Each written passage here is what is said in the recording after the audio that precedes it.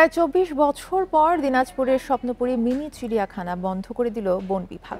মঙ্গলবার অভিযান চালিয়ে ভাল্লুক, রাজ, ধনেশ, সাম্বার হরিণ সহ বিলুপ্ত প্রায় ৭৪টি দেশি প্রাণী উদ্ধার করা হয়। বন বিভাগ বলছে, ব্যক্তিগতভাবে চিড়িয়াখানা করা বেআইনি। এগুলো বন্ধ করতে অভিযান শুরু হয়েছে সারা দেশে। পার্বত্য এলাকার ভাল্লুক ১০ বছর ধরে দিনাজপুরের স্বপ্নপুরী মিনি চিড়িয়াখানায় বন্দী। অবশেষে এই গরাদ থেকে মুক্ত করতে স্বপ্নপুরীতে হাজির বন্যপ্রাণী অপরাধ দমন ইউনিট। এখান থেকে ৫টি ভাল্লুক উদ্ধার করা হয়।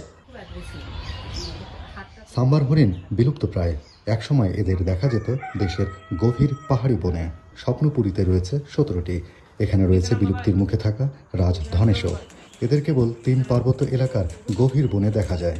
উদ্ধারকারী টিম আমাদেরকে তৈরি করতে হবে, যেটা স্পেশালি হচ্ছে বন্যপ্রাণী উদ্ধারের জন্য কাজ করবে। বন বিভাগ বলছে, এই চিড়িয়াখানা যখন হয়েছে তখন বন্যপ্রাণী সংরক্ষণ আইন ছিল না। ২০১৮ সালে আইন পাশ হওয়ার পর এমন ব্যক্তিগত চিড়িয়াখানা অবৈধ। তবে রাজনৈতিক প্রভাব খাটিয়ে কেউ কেউ ব্যবসা করছে।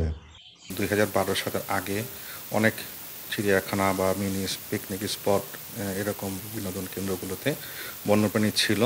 তো সেই বন্যপ্রাণীগুলো কিন্তু সেই আইনের প্রেক্ষিতে ১৮০ দিন বা ৬০ দিন সেই প্রেক্ষিতে কিন্তু আপনার বন্যপ্রাণীগুলো অবৈধ হয়ে গিয়েছে।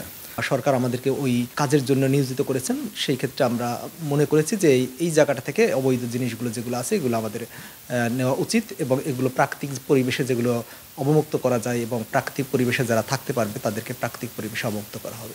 ৫টি রাজধনেশ ও ১৭টি সাম্বার হরিণ নেওয়া হয়েছে কক্সবাজার ডুলাহাজরা সাফারি পার্কে। আর ভাল্লুক, বানর ও ভোঁদড় নেওয়া হয় গাজীপুর সাফারি পার্কে। বন্যপ্রাণী সংরক্ষণ আইন ও চিড়িয়াখানা আইন অনুযায়ী দেশের বিপন্নপ্রায় প্রাণীগুলোর এভাবে প্রদর্শন করা আইনত দণ্ডনীয় অপরাধ।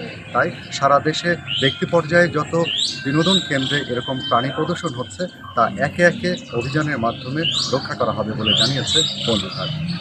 শাহরিয়ার অনির্বাণ, ইন্ডিপেন্ডেন্ট নিউজ, স্বপ্নপুরী, দিনাজপুর।